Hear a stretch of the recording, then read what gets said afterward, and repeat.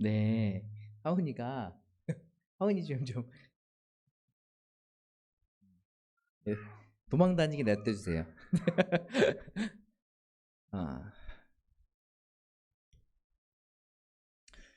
아, 제가 예전에 어렸을 때 저희 집이 그렇게 풍족한 집은 아니었거든요. 그래서 이제 어떻게 보면 또 가난하다 보면 가난할 수도 있는 그런 가정에서 자랐는데 그래도 하나님 그 부모님의 사랑을 듬뿍 받으면서 자랐습니다. 그러니까 사랑을 베푸고 사랑을 준다는 것은 우리가 꼭 돈이 있어야 되만 풍족한 삶에 있어야지만을 이렇게 사랑을 베푸고 주는 것은 아닌 것 같아요. 내 삶에 비춰봤을 때 정말로 그 사랑을 우리가 경험하며 살아간다는 것은 뭐가 돈이 많아서가 아니라 우리가 있는 그 자리에서 어떻게 사랑을 베푸고 살아가느냐가 더 중요한 거라 생각됩니다. 그러니까 어, 그런 사랑을 주변 여러분 옆에 있는 사람에게 지금 하시기 바래요. 사랑을 베풀고 사랑으로 안아주고 해줬으면 좋겠습니다. 저도 어렸을 때부터 굉장히 사랑을 많이 받았는데요. 어, 지금도 뭐 그렇죠. 제가 어렸을 때 그 동네에 평상 하나가 생겼어요. 평상 하나가 생겼는데 그 평상 하나는 그냥 그 합판으로 만든 평상인데 그때 초등학교 아이들이 저도 초등학교 때거든요. 아이들이 거기서 뭘 했냐면 중간에 뭐 이렇게 세워놓고 탁구를 쳤어요. 탁구채를 하나씩 갖고 와가지고 그래서 이제 탁구를 치는데 너무 재밌는 거예요. 너무 재밌는데 저는 어떻게 했냐면 탁구채가 없애가지고 친구한테 탁구채를 항상 빌려가지고 했어요. 하다가 이게 너무 재밌고 나도 이런 탁구채 하나 있었으면 좋겠다 이런 마음이 드는 거예요. 근데 제가 그때 어린 마음에 어떤 마음이 들었냐면 내가 이 탁구채를 엄마한테 사달라 그러면 엄마가 사줄까? 안 사줄까? 안 사줄 것 같은데 사줄 수도 있을 것 같은데 우리 집에 막 넉넉하고 그러면 엄마 사줘 그러면 무조건 사주겠지만 그렇게 딱 넉넉하게 보이지도 않는 것 같은데 하는 그런 생각이 드는 거예요. 그래서 엄마한테 얘기하기 전에 굉장히 고민을 많이 했던 기억이 나요. 그래서 제가 어머니한테 엄마 저도 드릴 말씀이 있는데 타쿠체 이거 갖고 싶어요. 이렇게 얘기했거든요. 저희 어머니가 어떻게 했을까요? 타쿠체로 맞을래? 뭐 이렇게 했을까요? 안 된다. 내년에 사줄게. 막 이렇게 얘기하지 않으시고 그래? 지금 사와? 하고서 돈을 딱 주시는 거예요. 그럴 때 제 마음이 얼마나 좋았는지 몰라요. 막 지금 내가 사실 수 있다고? 내 탁구채가 생긴다고? 하면서 굉장히 기뻐했던 기억이 나요. 지금도 얼굴에도 보이시죠? 그 탁구채 하면서 나도 탁구채 있다 하면서 친구들한테 막 자랑하고 했었던 그런 기억이 납니다. 우리가 내가 받을 수 없을 것 같은데 내가 라고 생각했던 때에 내가 그것을 받게 되면 우리 안에 무엇이 막 일어나게 되는 기쁨 그리고 감사가 막 일어나게 돼요. 오늘 말씀에 보면 천국에 그 들어가는 비유를 말씀하시면서 포도원 비유를 하십니다. 그런데 오늘 뭐 결론적으로 말씀드리면 이 포도원에 들어가는 사람들이 있잖아요. 근데 6시에 들어가는 사람도 있고 늦게 5시에 들어가는 사람도 있고 오후 5시에 들어가는 사람도 있어요. 하루에 12시간을 일한다고 치면 오전 6시부터 오후 12시까지 6시까지 해서 쭉 일을 해서 그 하루 품삯인 한 데나리온을 받게 되는데 지금 오늘 말씀에 보면은 계속해서 몇 시에 나가고 또 3시에 나가고 또 5시에 나가고 해서 품꾼들을 계속 모집하는 그 모습을 볼 수가 있어요. 근데 더 놀라운 건 우리가 이따가 더 나누겠지만 품꾼들에게 똑같은 돈을 지불하는 것을 보게 돼요. 똑같은 거. 내가 6시에 와서 6시까지 일하는 사람도 한 데나리온 약속했으니까요. 그렇죠?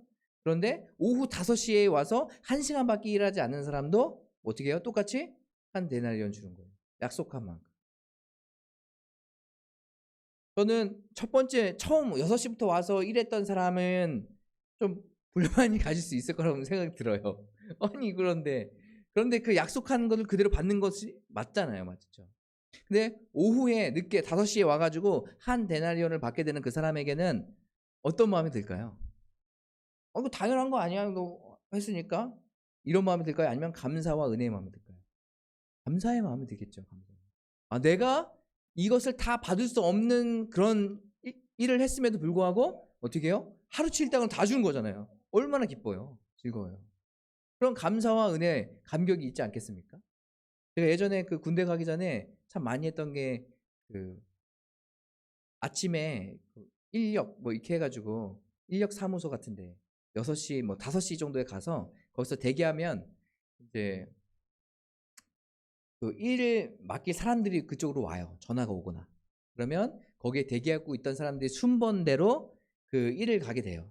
제가 그것을 한 몇 개월, 6, 7개월 정도 했던 기억이 나요. 손 다치기 전까지 제가 했었는데 그걸 할 때 아침에 갔는데 어느 날은 제가 일이 없는 거예요. 제 앞에서 다 끊겼어요. 그래가지고 제가 아침 7, 그때 기억에 새벽 5시에 가서 7시까지 2시간을 대기하고 있다가 아예 없나 보다 하고선 나가려고 하는 찰나에 거기에 전화가 왔어요. 사무실에.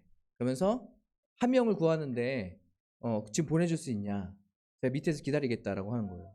근데 제가 마침 딱 제가 있어가지고 제가 내려가게 됐어요. 내려가게 됐는데 보통 그 인력 사무소에 가서 일을 하면 새벽 6시부터 그 다음에 오후 6시까지 하는 게 보통 그때 12시간 일이었거든요. 근데 그날은 제가 7시에 갔잖아요. 7시에 그분을 만났는데 그분이 타일 붙이는 작업을 하시는 분이세요. 화장실 타일 같은 거. 저는 예전에 그 생각하기로 화장실을 리모델링 한다 그러면 타일을 다 뜯어내서 하는 줄 알았어요. 근데 그분은 타일을 다 뜯어서 철거해서 하는 게 아니라 기존에 있던 타일 그 위에다 덧칠을 하더라고요. 덧 타일을 붙여서. 그런 이제 작업을 하시는 분이셨는데 제가 그분을 7시에 만났잖아요. 7시에 만나서 그분이 뭘 하셨냐면 바로 일터로 가지 않고 밥부터 먹읍시다 그러는 거예요. 그래서 저는 아침밥을 그때 공짜로 먹었습니다.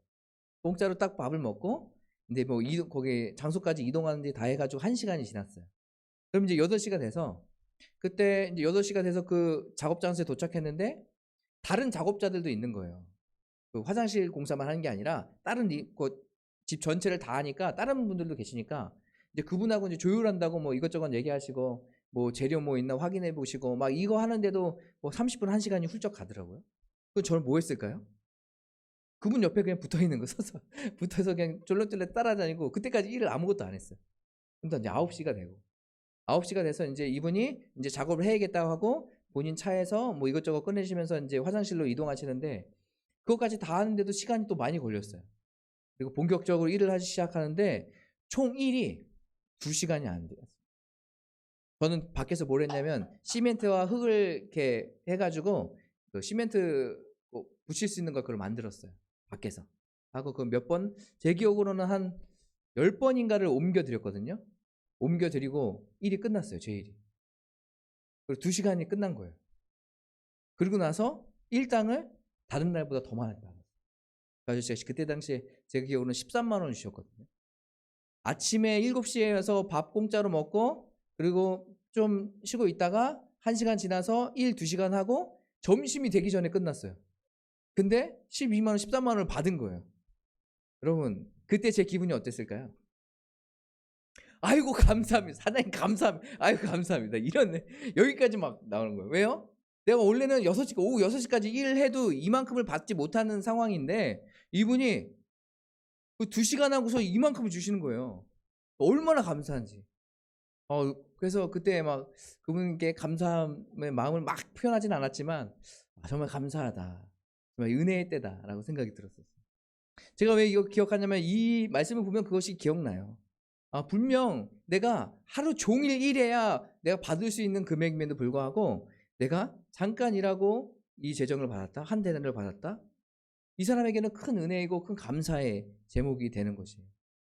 저는 이 말씀 묵상하면서 보면서 준비하면서 들었던 생각 2가지가 있어요. 첫 번째는 우리 모두는 이 말씀에 적용할 때 꼭 6시에 왔던 사람인 것처럼 생각하는 경우가 많아요. 꼭 내가 6시에 온 사람처럼 생각해요. 그래서 내가 지금 헌신하고 내가 교회 다니고 여기에서 봉사하고 하는 것이 좀 불공평한 거 아닌가? 라는 생각이 들게끔 하는 그런 상황이 우리의 묵상에 막 적용되기 시작합니다. 여러분 근데 정확히 보시면 여기 있는 모든 사람들이 다 6시에 온 사람이라고 생각되십니까? 모태신앙이면 다 6시에 오는 사람인가요? 저는 그게 아니라고 생각해요. 그게 아니라고 생각해요. 우린 자꾸 그쪽으로는 적용되는데 여러분 우리는 뭐 다 6시에 왔다고 생각하지 않으셔도 돼요. 때로는 우리는 5시에 온 사람처럼 될 수도 있는 거예요. 그러니까 내가 이것을 너무 먼저 왔다는 사람으로 내가 너무 인식하고 삶을 살았구나 라는 생각이 들었고, 또 한 가지는 이게 5시에 와도 이런 은혜를 우리에게 부어주시는구나 라는 생각이 들었어요. 우리가 먼저 믿은 사람들이라면, 우리 먼저 믿은 사람으로서 우리도 그 하나님께서 주신 그 약속에 감사하고 감격하면서 우리가 삶을 살아가야 되지 않겠습니까? 우리는 근데 너무 이런 불평들이 당연하다고 생각되는 것 같아요. 어떻게 보면 6시에 온 사람은 생각하기에 난 6시에 왔으니까 지금 먼저 믿는 건 좋은 건데 좀 다른 사람하고 똑같은 거 받는 거 좀 그런 것 같은데, 우리가 하늘나라에 구원받고 하늘나라에 갔을 때 우리는 그래도 먼저 믿었으니까 평수 정도는 좀 늘려서 주셔야 되는 거 아닌가?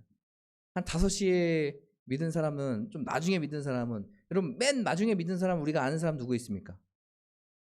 십자가에 예수님께서 못 박혀 돌아가실 때에 죽기 직전에 뭐예요? 그 강도 있잖아요. 한 강도가 주님의 나라가 임할 때 나도 그때 함께 할 수 있도록 해달라고 이렇게 요청했을 때 어떻게 합니까? 네가 나와 함께 있으리라. 죽기 직전에 그렇게 이제 천국 받는 백성이 되는 것 아니겠습니까? 그러면 그 사람은 너는 죽기 직전에 했으니까 고시원처럼 1평 정도? 2평 정도에서 살아라.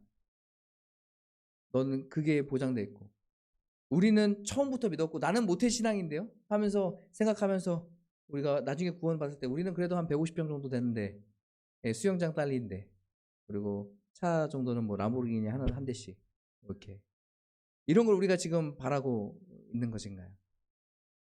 여러분, 우리에게 가장 중요한 거는 구원받는 거예요.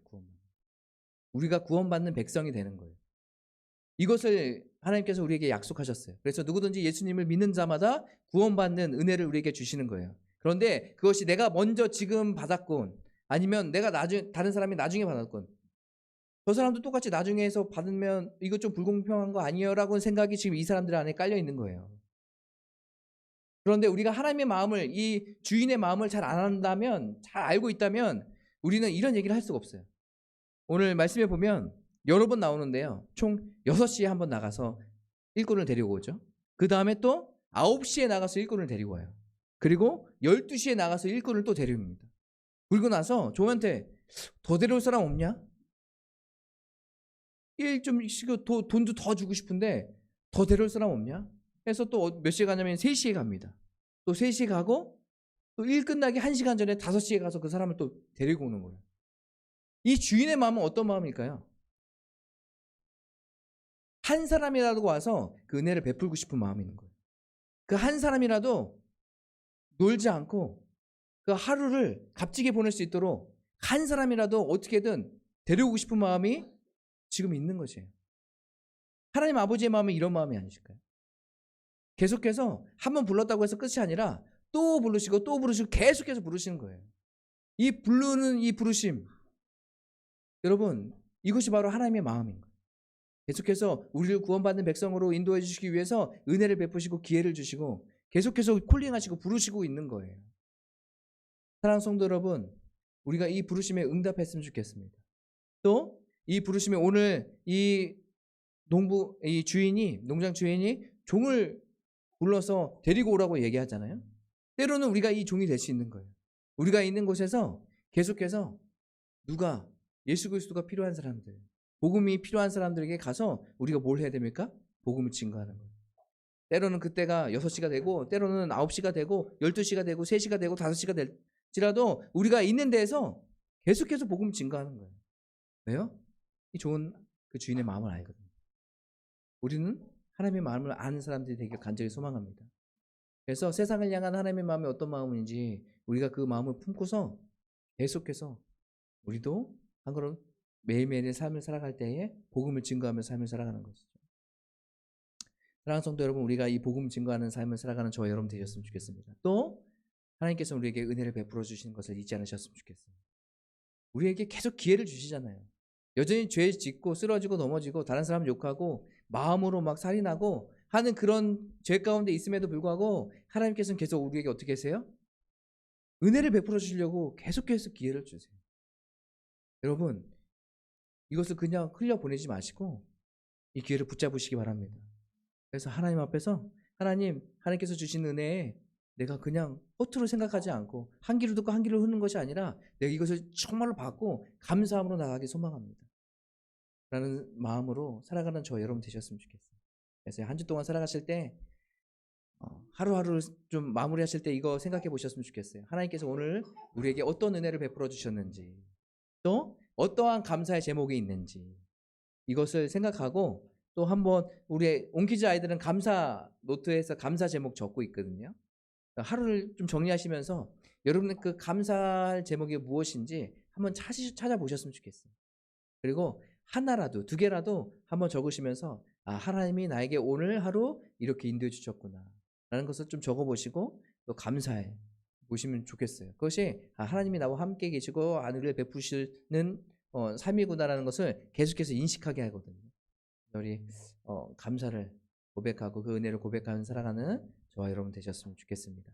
이 시간에 같이 찬양하고 기도하실까요?